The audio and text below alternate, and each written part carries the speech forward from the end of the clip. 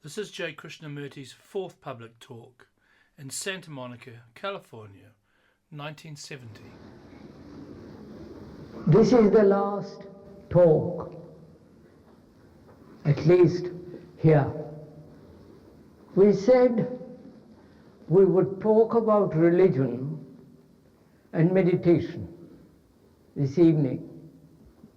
It is really quite a complex subject.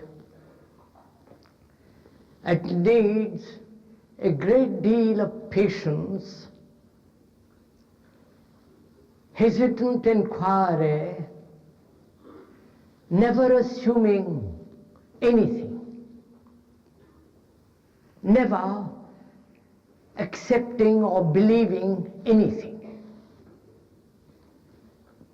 You know, man has always sought something more than the daily living with its pain, pleasure, sorrow, and all the rest of it. He wants to find something more permanent. And in his search for this unnameable thing, he's built temples, churches, mosques. He has done so many extraordinary things in the name of religion, destroyed people, had many wars for which religions are responsible. They have tortured people, burned them, destroyed them. For belief was more important than truth. Dogma, much more vital than the direct perception. And when belief becomes all important, then you are willing to sacrifice everything for that. Whether that belief is real, has any validity, any truth, doesn't matter, as long as it gave you comfort, security, a sense of permanency. So man, throughout history, at least recorded history and before, has always sought this out, hoping to find it.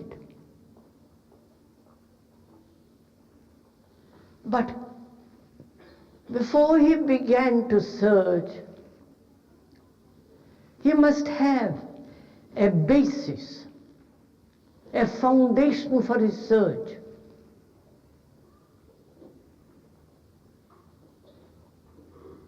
Because it's very easy, if you seek something, to find it. In seeking, there are several processes involved. Not only your desire and the hope of recognition of what you find to be the truth, and the motive behind that search. If there is a motive of fear, if there is a motive of escape, a longing, a deep desire for comfort, security, then you will inevitably find something that will gratify you. It may be the most absurd belief, absurd discovery, but as long as it is satisfactory as long as it is completely comforting. Whatever the illusion be, however ridiculous it is, one clings to it. So there is a great danger in those who are seeking to find, to search out.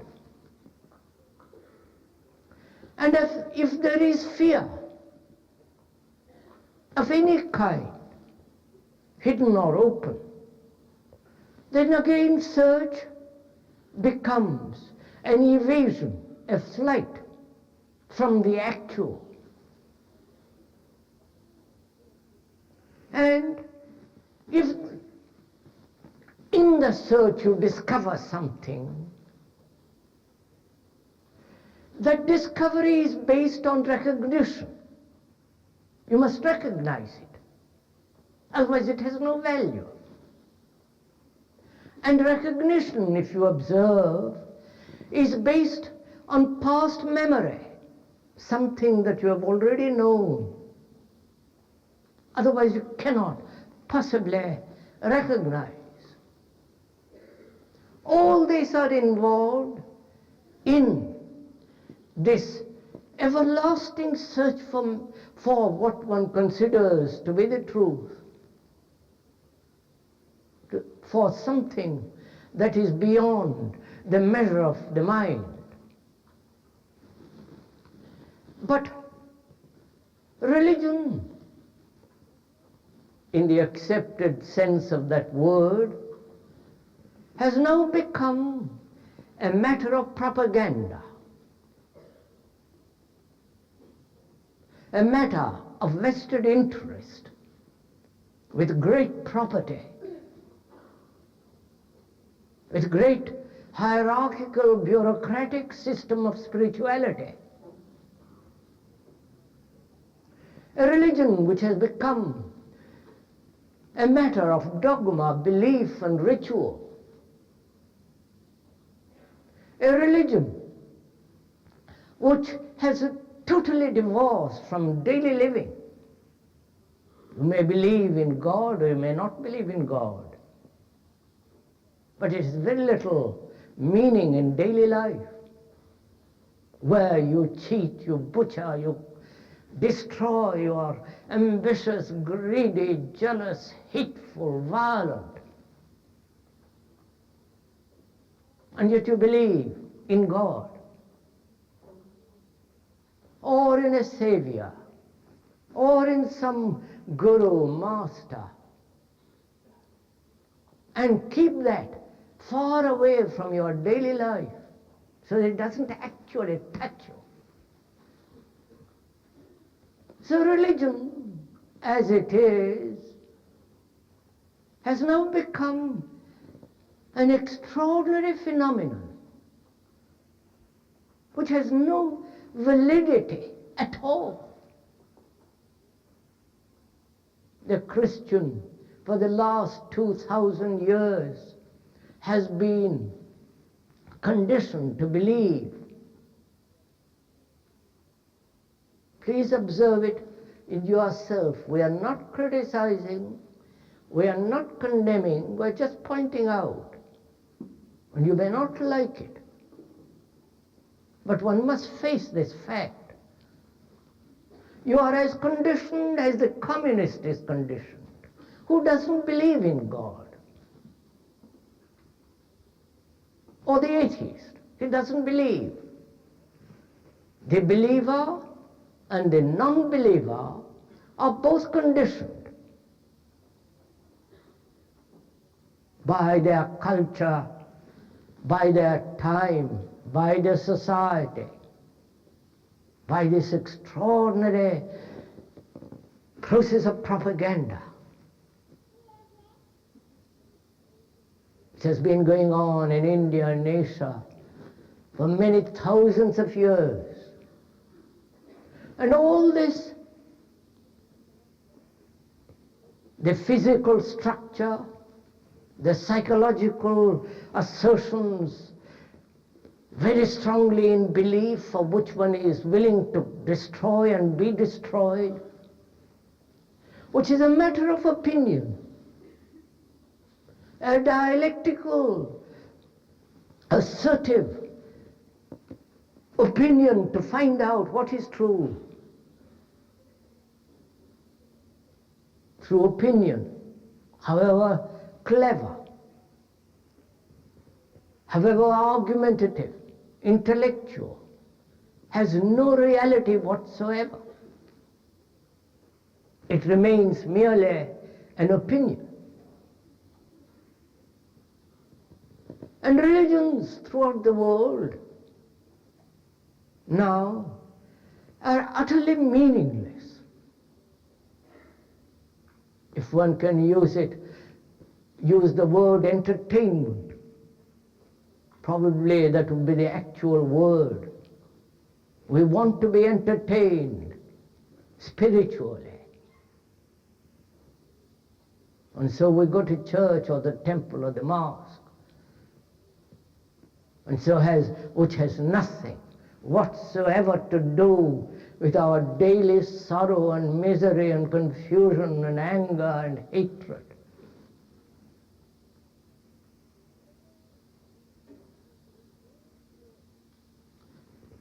And a man who is really serious, who really wants to find out if there is something more than this terrible thing called existence,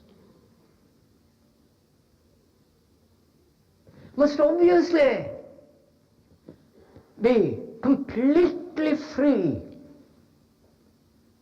from the dogma, from the belief, from the propaganda.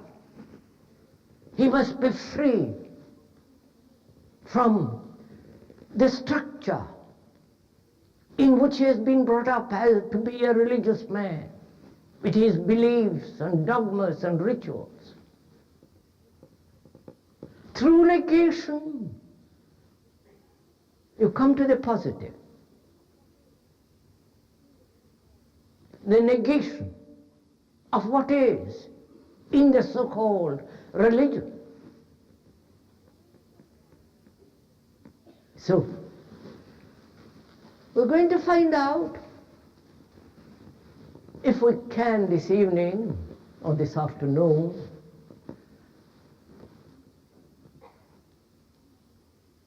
what is that thing that man has sought? Not through any belief, not through any savior or through any other person, through a guru, through a teacher, through the speaker.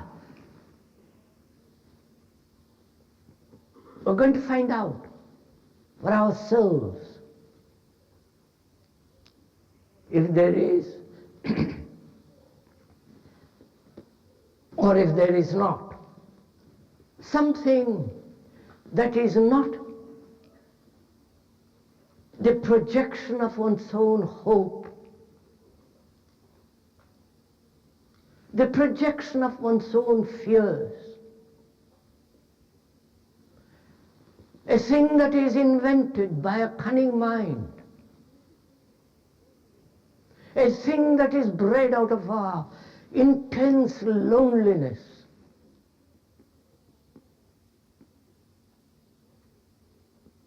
So to find out, one must be free of belief. You must be free from the belief in God or no God.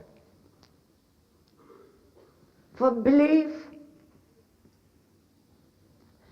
is this quality of mind that invests, identifies itself in something that will give it a hope, a comfort, a security, a sense of permanency. One must be free to inquire. Therefore, free from fear, from anxiety, from the desire to be psychologically secure. That's the first obvious requirement for a very, very earnest and serious person who inquires.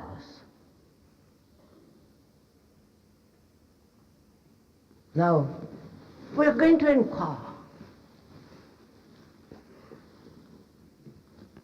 That is, the instrument that is capable of inquiry, a mind that is clear, a mind that is not, that has no distortions of prejudice, of conclusion, of formula, of belief. See how extraordinarily difficult this is. To have a mind that is not in conflict, which means a mind that has understood and is free from conflict. And that's why we talked from the beginning of these discourses here, the necessity of the freedom from fear, from conflict, from pettiness. And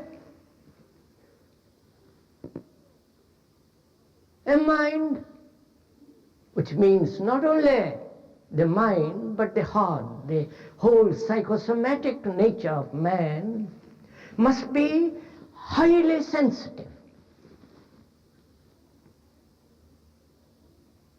For sensitivity implies intelligence. And we're going to go into that a little, because all this is laying the foundation for meditation. If you do not lay the foundation, then meditation, which is one of the most extraordinary things in life, if you do not lay the foundation of order, then meditation becomes merely an escape, a self leading to self-delusion, a hypnosis. A shoddy little mind can learn the tricks of meditation and practice meditation, but it will still remain a shoddy, stupid little mind.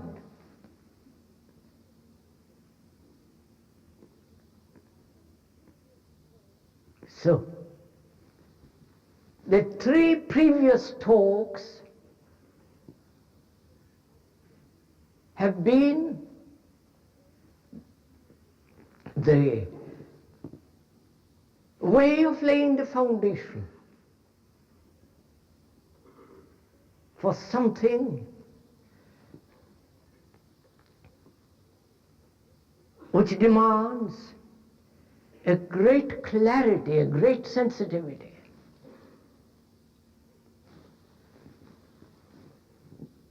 You know,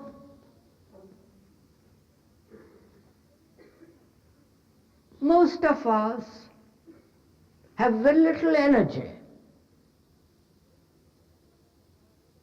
We spend a great deal of our energy in conflict, in struggle, waste it in various manners. Not only sexually, but also a great deal of is wasted in contradiction, in the fragmentation of ourselves, which brings about conflict. And this conflict is definitely a great wastage of energy. The voltage decreases. And so, energy is necessary. Not only physical energy, but psychological energy. A mind that is intensely clear, logical, healthy, undistorted.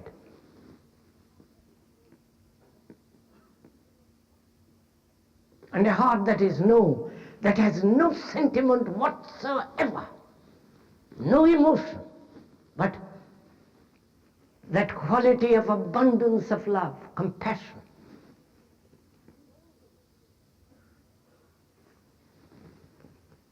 And all this gives a great intensity, passion.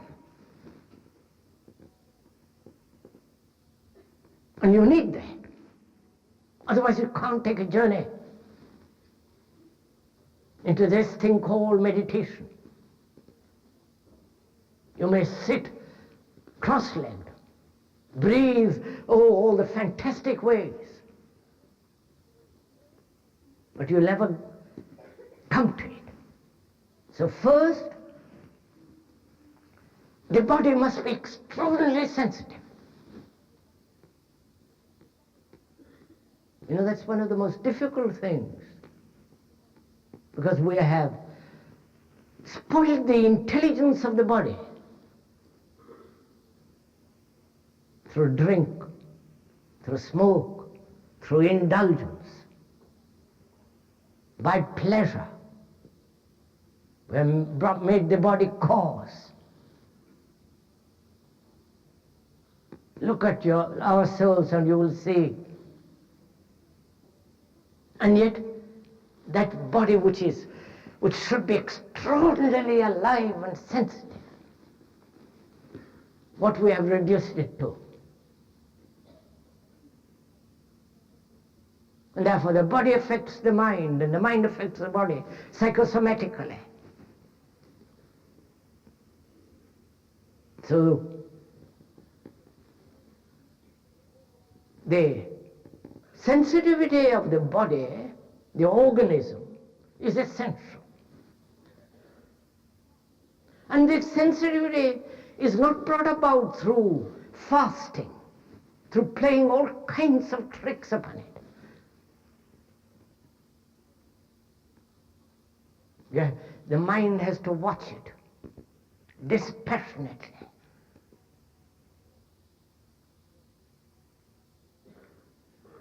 And I hope you are doing it now as the speaker is going into it.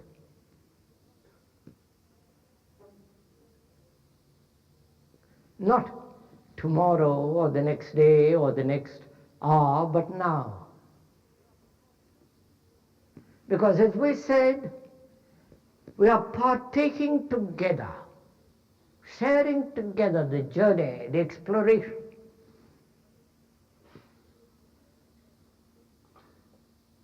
And to explore, as we said, there must be freedom to look, to observe. For observation of what is, or the event, is the understanding of that event, or what is, which is experience. Experience is the understanding of what is.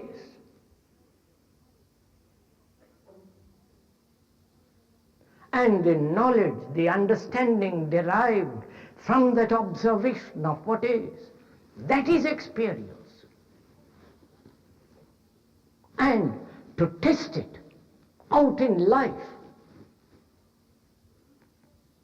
in the everyday living.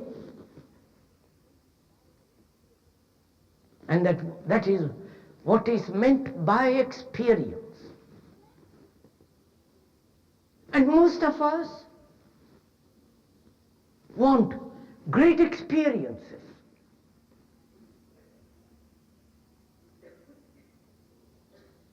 Because our own life is so small, so limited,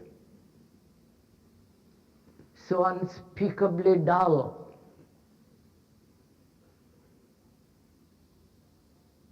So we want deep, wide, lasting, permanent, beautiful, lovely, romantic experiences.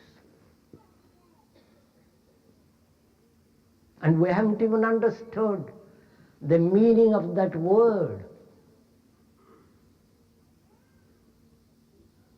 The word, not the experience, but the word. What that word experience means, the observation of what is, or the event, and the understanding of that event or what is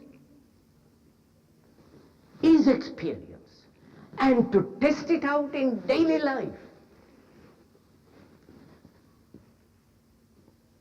that is the meaning of that word.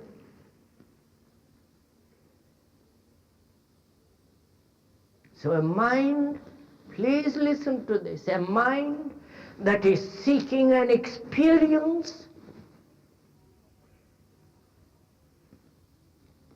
is incapable of understanding what truth is.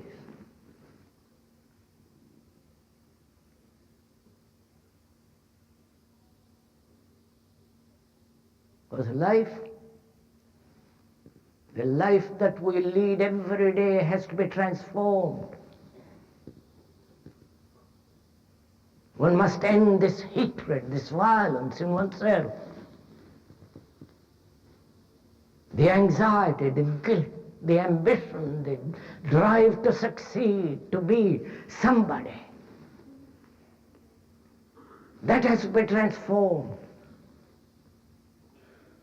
And without changing that radically, try to seek some stupid experience has no meaning whatsoever.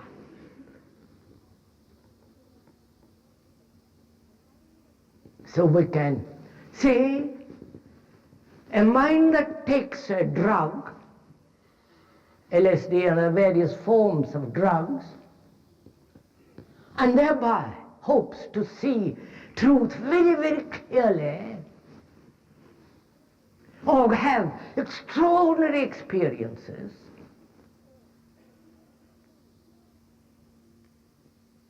or be entertained, or see things more clearly through drugs, becomes a slave to drugs, which ultimately make the mind dull, stupid. Because the mind, without transforming itself radically, basically, do what it will remain as it is. Shoddy, frightened, petty little thing, though it may read all the books in the world.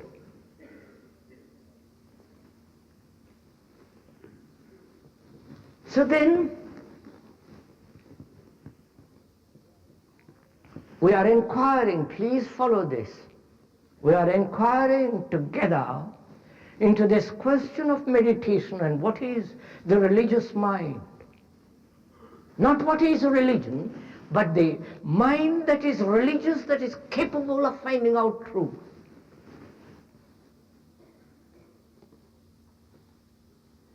Because the word religion The root of it is rather uncertain. And we can give any meaning to it we like. And we generally do. But to have no opinion of what is religion is to be free to inquire into what is religion.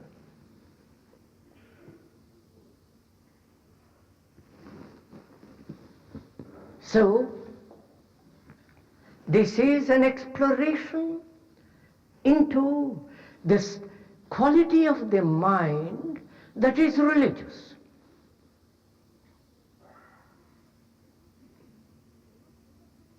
And that quality of mind is not separated from the daily living.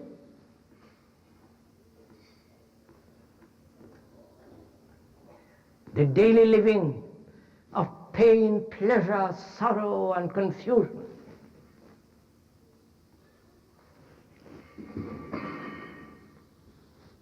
First of all, to inquire into this, there must be freedom from all authority.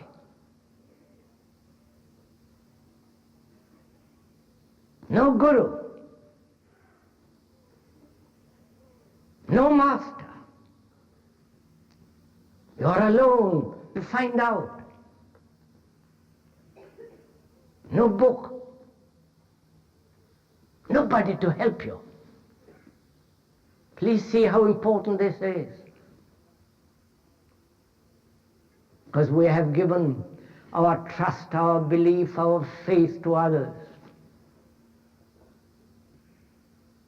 To the priests, to the saviors, to the teachers, and so on. And having given over our faith, we look to them to lead us. And they have led us nowhere. Because where you are led is the proof of your life, which is our constant battle with ourselves, with our neighbors. So here in this inquiry, there is no question of authority whatsoever. You are really inquiring like a good, sharp, true scientist without seeking a result.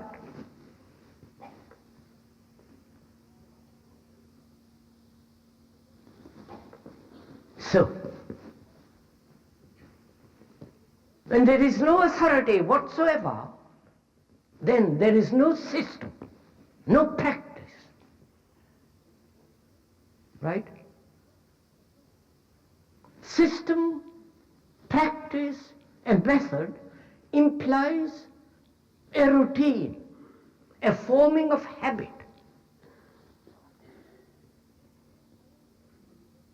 And if you practice daily a certain system, your mind invariably becomes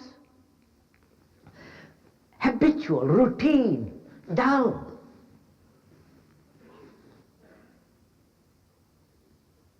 That's so simple, so obvious.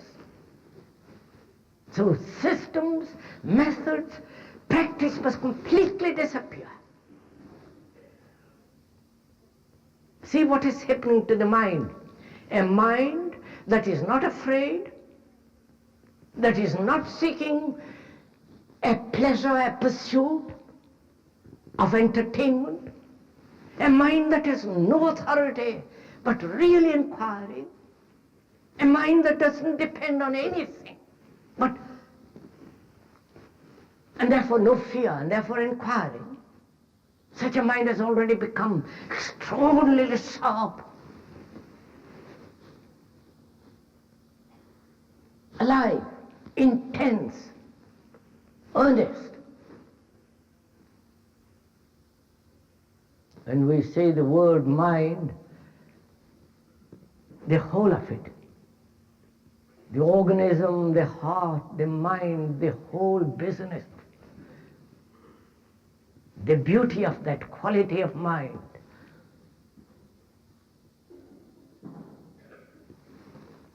So, no method, and a mind clear, inquiring, observing, and learning as it is observing. And learning is not different from action. To learn is to act. If you learn about nationality, the dangers of separation, of division of people, if you observe it, understand it, the very understanding of it puts an end in action to division, to separation. So observation is astonishingly important.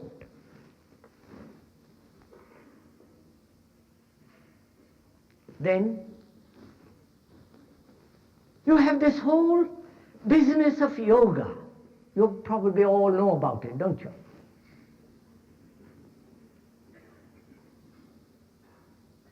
There are so many books written about it.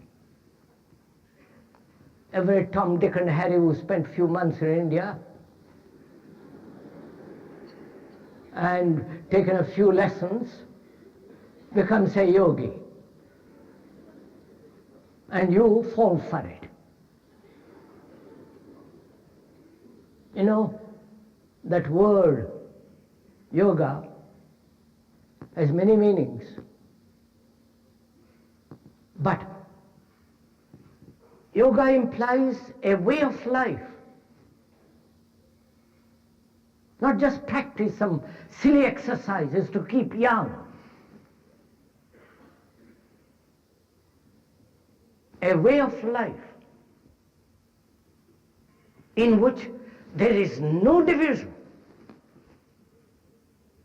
and therefore no conflict, which is the way the speaker looks at it.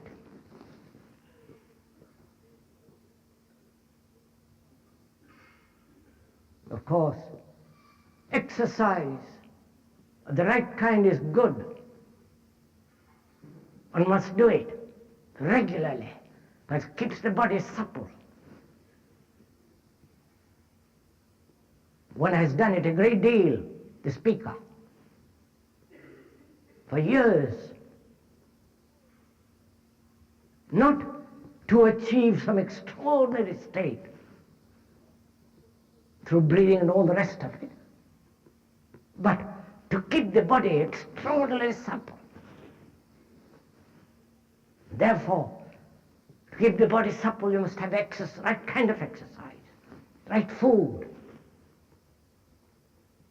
and not stuff it with a lot of meat, with all its brutality, insensitivity that it inevitably brings about.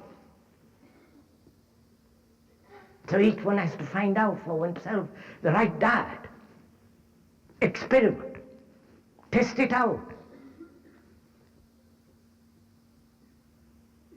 Then there is this whole trick that has been fostered on you. This mantra yoga. You know, you repeat words, some mantra you have been taught to you for $5 or $10 or $30. You know what that means? A repetition of words, especially in Sanskrit. Now, you know, when you have, the Catholics have rosary and repeat Ave Maria or whatever they repeat. You know what happens when you repeat constantly a series of words?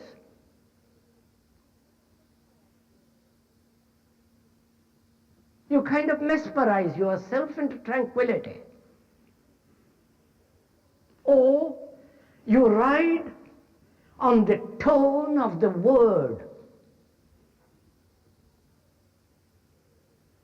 You know, when you repeat Hare Krishna, isn't it that they repeat now? Or Tom Tom, or Coca-Cola, or Ave Maria. When you keep on repeating, it produces a certain sound inwardly.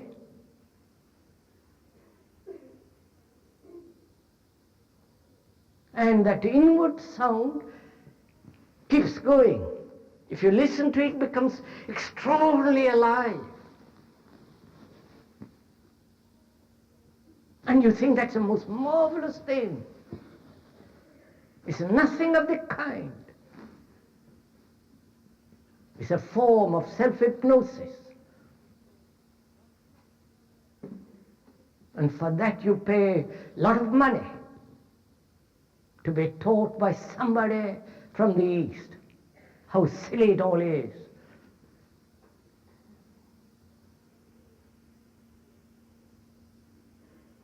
And that too has to be rejected completely. Then we come to something quite different, which is awareness, concentration, and attention.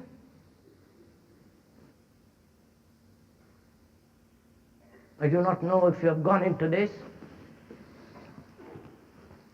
not by reading books, not by being taught in a school in Asia somewhere, in a monastery, how to be aware, but if you have gone into it, you will see what it means for yourself, not be taught by another.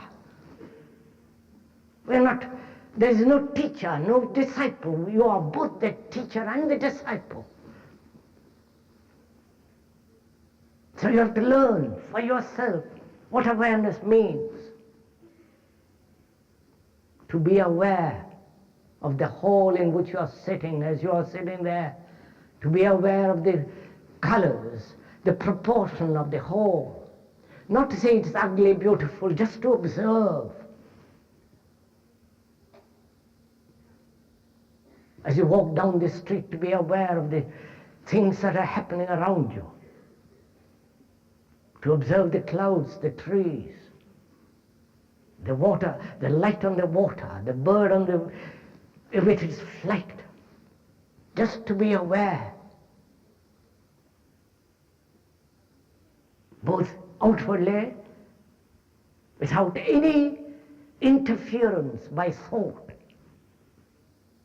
which says this is right, this is wrong, this is beautiful, this is ugly, this is should be, should not be. But just to be aware.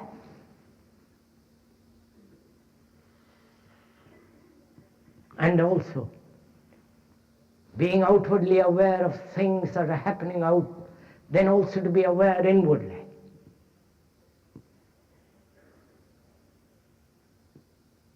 To watch every movement of thought.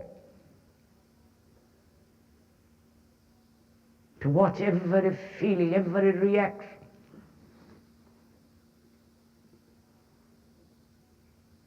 You know, that makes the mind extraordinarily alive.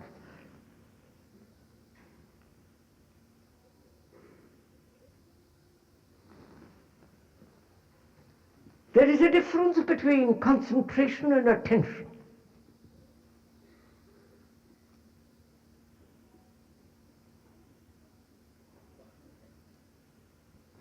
Concentration is a process of exclusion, a process of resistance, and therefore conflict.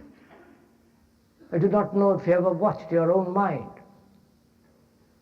When you are trying to concentrate on something, it wanders off, and you try to pull it back, and so the battle goes on. You wanting to try to concentrate, focus your attention on something, concentrate on something, and the thought is interested to look out of the window or to talk about something else or think about something else. So there is a conflict, and that's such a waste of energy and time. So one inquires why the mind chatters at all. I hope you are listening to all this, not to a series of words, but actually listening to what is being said, and what is said is what you yourself are observing in yourself. Therefore there is communion between the speaker and you. That means we are both of us sharing together, working together, creating together.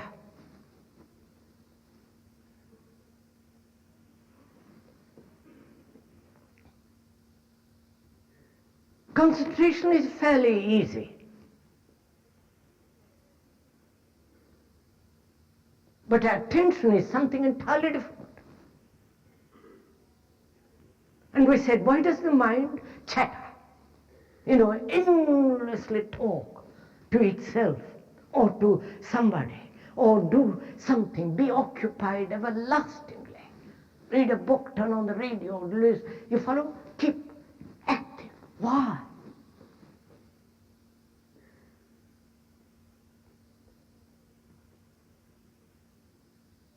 First of all, if you have observed it, it's a habit,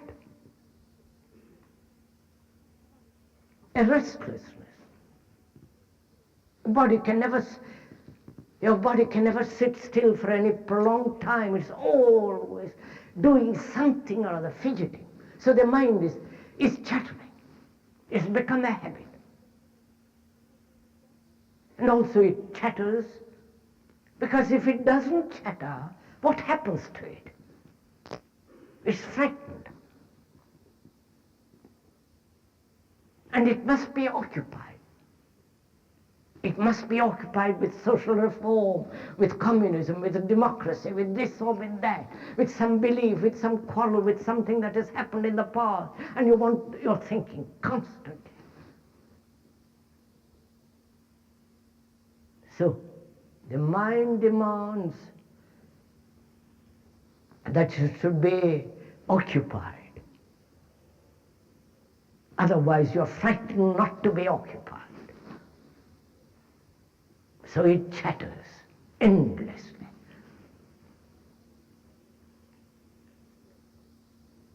And, as we are saying, attention is entirely different from concentration. Awareness and attention go together, not concentration. A mind that is intensely attentive can observe very clearly, without any distortion, without any resistance, and yet function efficiently, clearly, objectively when necessary. Now, what is the quality of such a mind?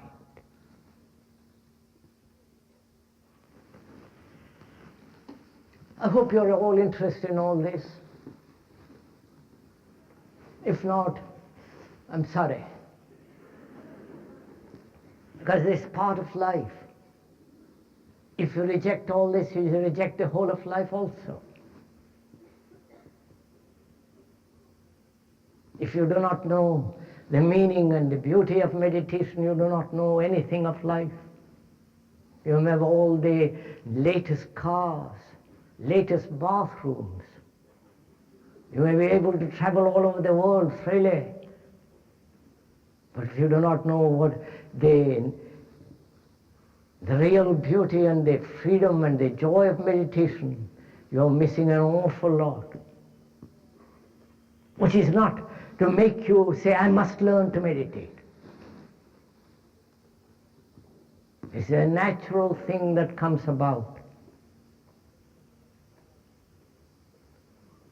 A mind that is inquiring must inevitably come to this. A mind that is aware, that observes what is in itself, which is self-understanding, which is self-knowing, and learning from that knowing is experience, and the testing of it in daily action. Now we're asking, what is the quality of the mind that has come so far? Naturally, without any effort.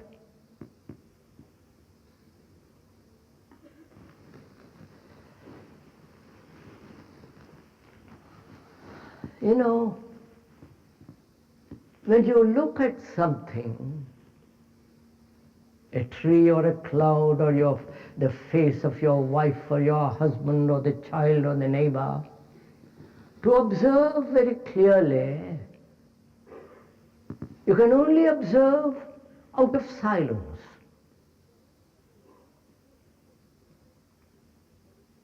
You can only listen when there is no self-projected noise. When you are chattering to yourself, saying, I must compare with what is being said with what already I know, then you are not listening. When you are observing with your visual eyes, and if there is all kinds of prejudices or knowledge interfering with that observation, you are really not observing. So when you observe, listen, really, you can only do so out of silence.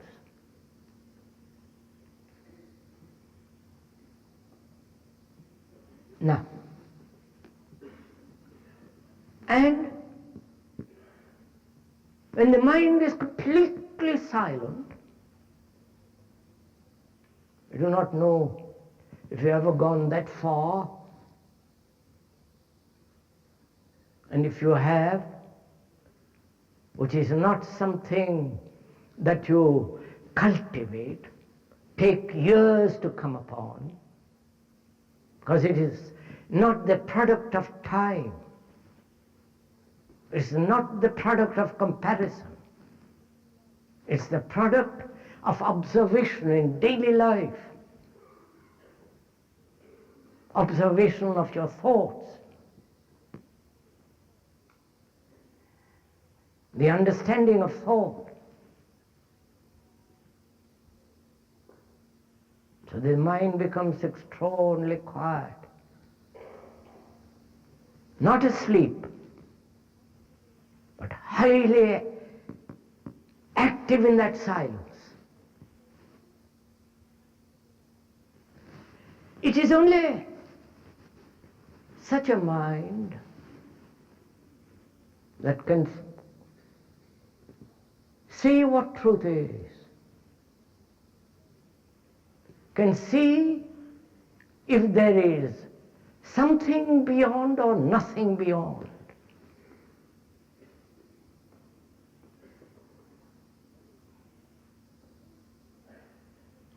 It is only such a mind as a religious mind, because it has left the past completely, though it can use the past. And religion then is something that cannot possibly be put into words. It cannot be measured by words. For thought is the measure.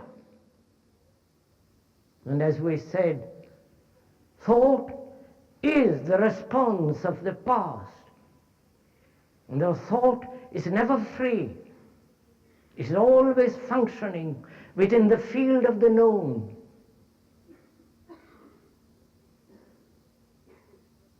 And so a mind that is capable of understanding what truth is, what reality is, and if there is such thing as reality,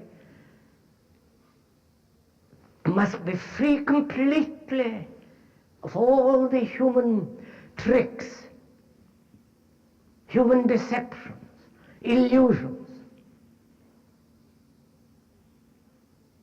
And you know, this takes a lot of work.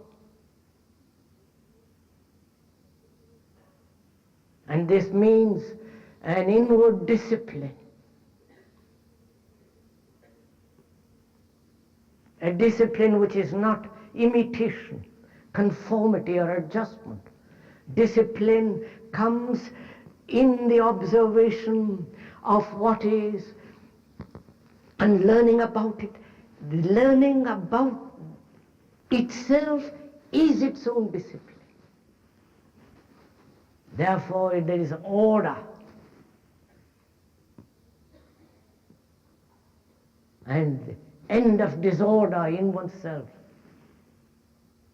And all this from the beginning of these talks till now is part of meditation.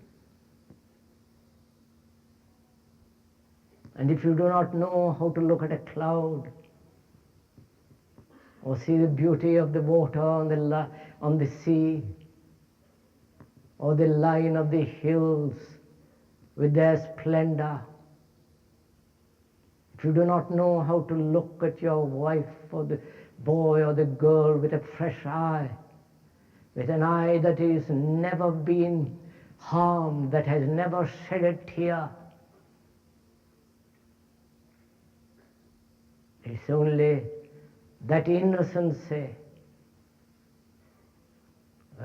That word means a mind that has never been hurt. It's only such a mind can see what truth is.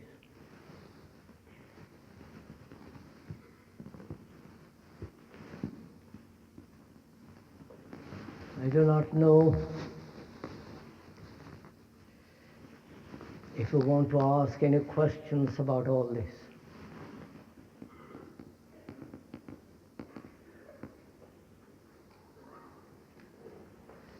A while ago I had for myself verified what you say is that key to inner freedom is observer and observed being one. I had very laborious and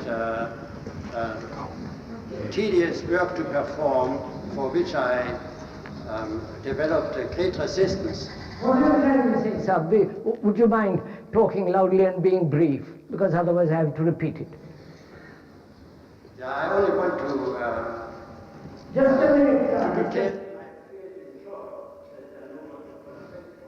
I experienced the tedious work which I resisted. I experienced that I was his resistance myself. And that the only resistance looked at resistance. I don't understand, sir, what you're saying. I can't hear it properly. I experienced this observer and observer being one.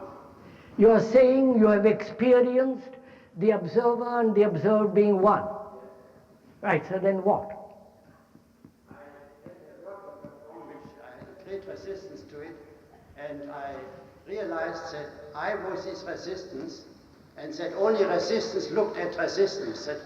And then suddenly that resistance was gone. That was like a miracle. And suddenly I had even physical strength to finish my... Non capisco niente. I mean, I'm sorry. I don't understand what you're saying, sir. I'm sorry. I cannot. Would somebody...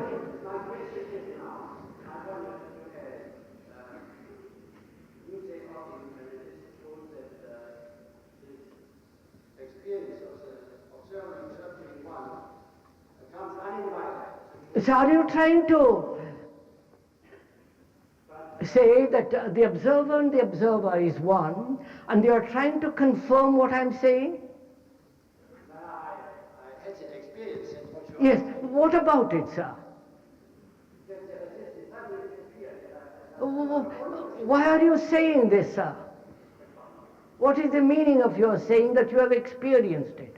What's the point of it? Are you trying to confirm what I'm saying? Giving me encouragement, or the audience the encouragement? I want to ask why it comes unenlightened. It really comes unenlightened, but it needs an enormous energy before to come to that point, that the observer and observed are one. I don't quite understand it, sir. Please do. You have made it clear.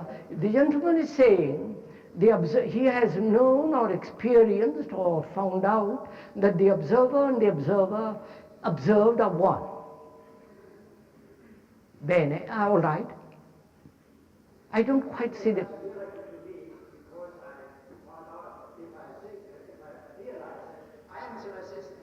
Oh no, sir, this is just...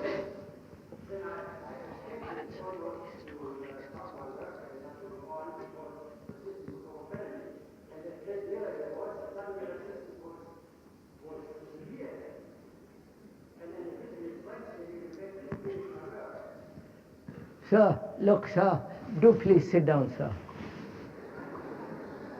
It's fairly clear that what the gentleman says. He says, what we've been talking about, that the observer is the observed, which is, when there is fear, the observer is part of that fear. He is not identifying himself with fear. The observer is part of that very fear itself. Now, to realize that is fairly simple. Either you realize it verbally, theoretically, understand the meaning of that word, or actually see the observer and the observer observed are one. If you see that, actually, it does make a drastic difference in your life. It ends conflict. Because in that, in the division between the observer and the observed, there is a division, there is a gap, there is a time interval. And therefore there is conflict. And when you actually see, observe by testing, that the observer and the observed are one, you actually end all conflict in life, in all relationships. Yes, sir? You tell me, when we realize that the past is interposed between the inner and the outer, and we cannot free ourselves from it, what may we do? So I don't know, the acoustics are not very good here. I like that. When you realize that the past, as the mind is interposed between something deeper and the outside, what can we do? What should we do? We can't stop it. It keeps going on. When there is something deeper inside, and the outer contradicts that, what is one to do? I'm sorry, I can't. Interposes itself as the past between the inner and the outer. The mind interposes itself between, as the past, between out and in. The mind interposes itself between the outer and the inner. The mind interposes itself, which is the past, between the inner and the outer. Now look at it. There is the inner and the outer, and the mind as something separate, as being the past. So there are three things now. the inner, the outer, and the mind as the past. That's right, sir? No, please, sir, don't laugh. This is our life. This is what we are doing. Only you may put the question differently, verbalize it in a different way. But this is actually what's going on in our daily life. You want to do something. The mind says, don't do it. Do it some other way. So there's a battle going on.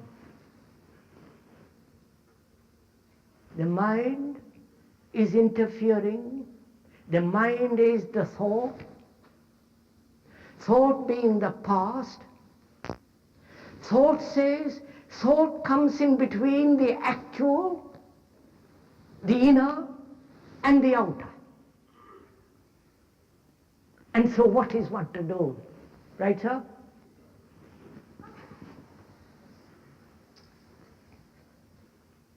What is one to do? Thought interferes all the time, comes in between. Thought itself has divided the outer and the inner. Right? You're following this? The function of the thought is to divide, isn't it? Thought is the past. And so there is the past, the present, and the future. Thought has divided life as the past, the present, and the future. So thought has divided the inner and the outer. Thought says, how can I bridge the two and act as a whole? Right, sir? Can thought do this? Because the thought itself is their factor of division.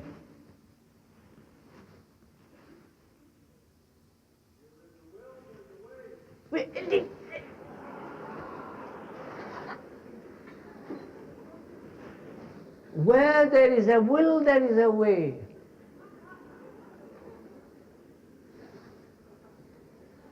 No, sir. You have your way. You have your way in the world. You have your will to destroy people. And you have succeeded. You have found the way. We are not concerned with will. Will is the most destructive thing, for will is based on pleasure, desire, and not on free joy. We won't go into that for the moment. So you are saying thought interferes. Thought interferes and divides. So you are asking how thought can be silenced, kept quiet. Isn't it, sir? No, wait a minute, sir. Let me finish this question. How can thought be silenced? Is that the right question? Because if you put the wrong question, you will invariably get the wrong answer. No, please, sir, this isn't a laughing matter. You must put the right question. We're going to put the right question. Is it the right question to say, how can thought end? Or find out what is the function of thought.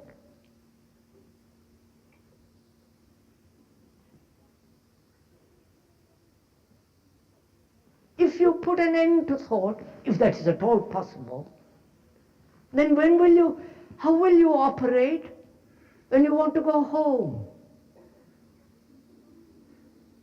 When you have got to go to the office tomorrow? thought apparently is necessary. So you're saying thought is dangerous in a certain direction because it divides, and yet thought must function logically, sanely, objectively, healthily in another direction. So how is this possible? How can thought not interfere, and yet thought must function? You see the problem? Not how to end thought.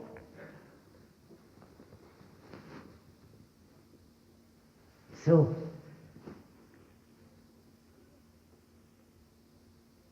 when you have put the question very clearly, that is, well, let's go into it again, you will see it for yourself. To put the question very clearly, which is thought, which is the result of which is the response of the past, interferes. Thought divides as the outer and the inner. And thought destroys unity. So we say, let us destroy thought. Let us kill the mind. And how to do it is a totally wrong question. But if you inquired into the whole structure of thought, see what its place is, where it is not necessary, then you will find out this mind that is intelligent, that will operate intelligently when thought doesn't function and when thought must function. Am I answering the question, sir? Good. Yes, sir. Why is it that you have a greater awareness of what is than I do? What is your secret? Why is it, the question asks, that you have a greater awareness of what is than I have? I never thought about it, really.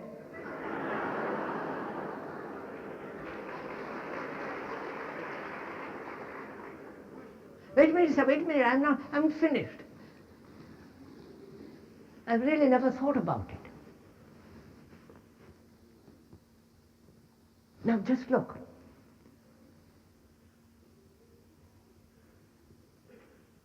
Is humility something to be cultivated?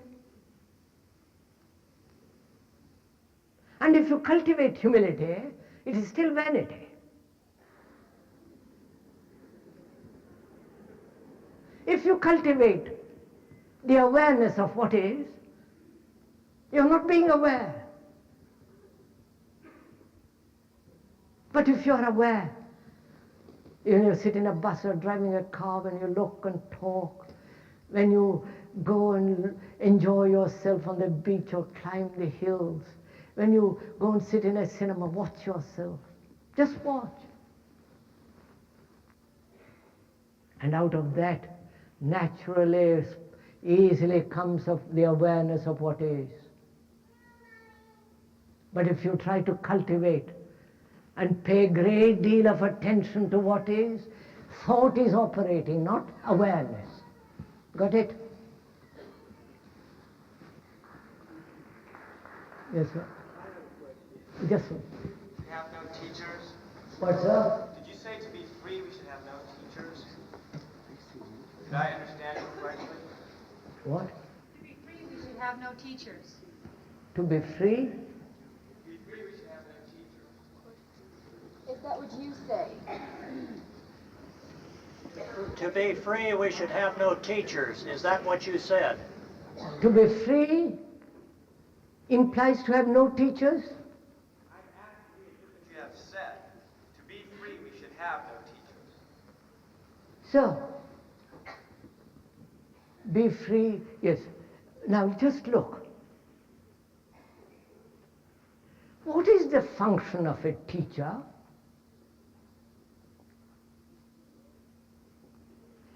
If he knows some technological subject, medicine, geography, how to run a computer and so on, science and so on. His function is to instruct another about the knowledge and the information he has. Right? That's very simple. Now, we are talking about something in which when the teacher says he knows and wants to instruct the disciple, then be terribly suspicious. Because the man who says he knows does not know. Right? Because truth, that's beauty of that enlightenment, what you will call it, cannot ever be said, it is. It's a living thing, it's a moving thing, it's active, it's vital. It's only the dead thing you can say it is. And a teacher who teaches you about dead things is not a teacher.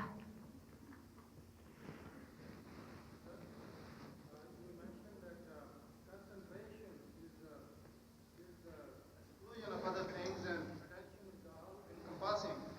How would you place discipline in the context of concentration and attention? How would you put discipline? Is that required in our life? How do you synthesize? Concentration, discipline, and attention. You know, somehow I'm not deaf, but I can't hear this. Attention and discipline. How would you place these three things together?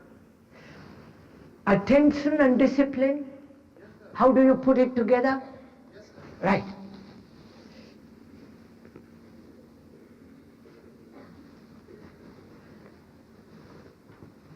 The word discipline means to learn.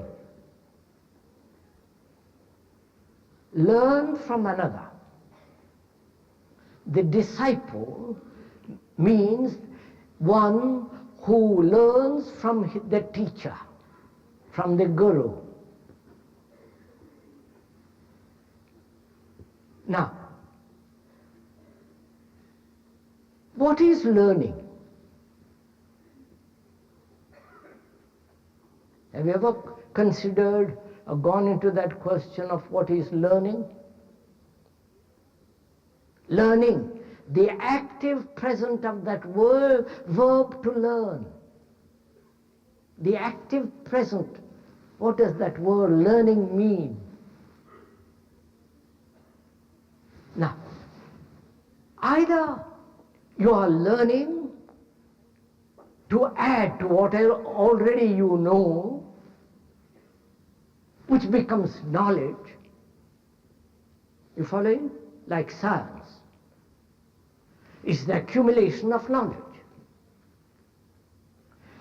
And or learning is not an accumulation of knowledge, but learning, a movement. Do you see the difference between the two? I either learn in order to acquire knowledge, to be efficient technologically and so on, learn. Or I'm learning all the time, which is always new. And therefore action always new. Now, look at this for a minute. I want to know about myself. I want to learn about myself. Please listen to this. Once you understand this, it'll be quite different, you'll see. I want to learn about myself. I'm a very complex entity. There's both the hidden and the obvious. I want to learn the whole totality about myself, know myself, learn about myself. So I watch myself. And I'm afraid. I see I'm afraid. I see the cause of that fear. And in watching I've learned. And I have learned, and that has become my knowledge. Now, next time fear arises, please listen to this carefully. Next time fear arises, I look at it with the previous knowledge, right? Therefore, I'm stopped learning. I'm only looking at it with the past. And therefore, not learning about what actually is going on. You understand that? So to learn about myself, there must be freedom of constant observation without the past interfering, which is thought interfering.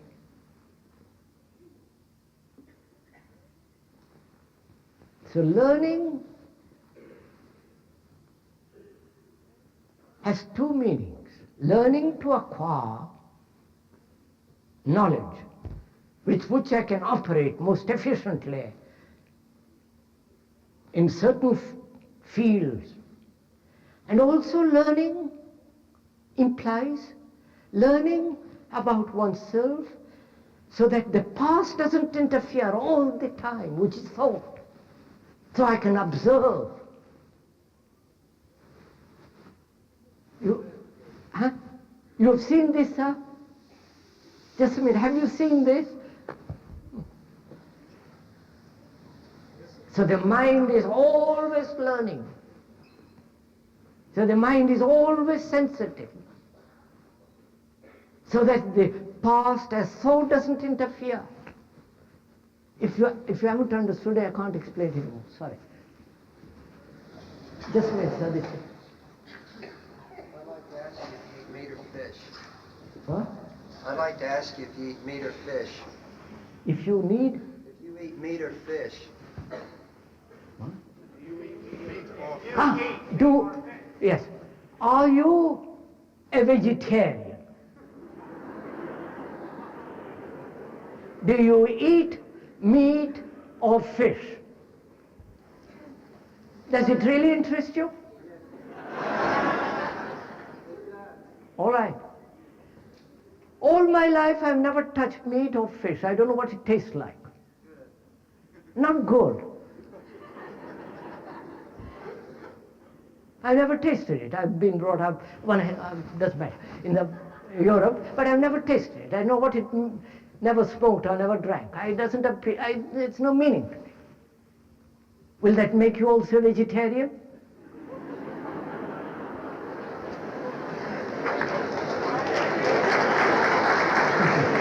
It won't. It won't. Just wait, sir. Let me finish. You know, heroes, examples are the worst things you can have. Find out why you eat meat. Why you indulge in smoking and drinking and all the rest of it. Why one cannot lead a simple life. A simple life doesn't mean one cloth, one suit or one meal a day. The quality of the mind that is simple so that you can look directly without all the distortions of pleasure and desire and ambitions, motives. So it can look and perceive the beauty of the world.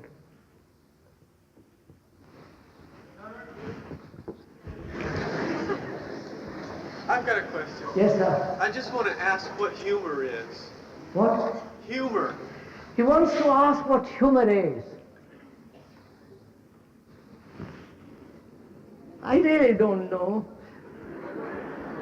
I suppose really to laugh at oneself if you can. Because we have so much tears in our heart, so much misery, to look at ourselves with a laughter, to observe with clarity, seriousness and with laughter. That's enough, sirs. I think it's time to stop.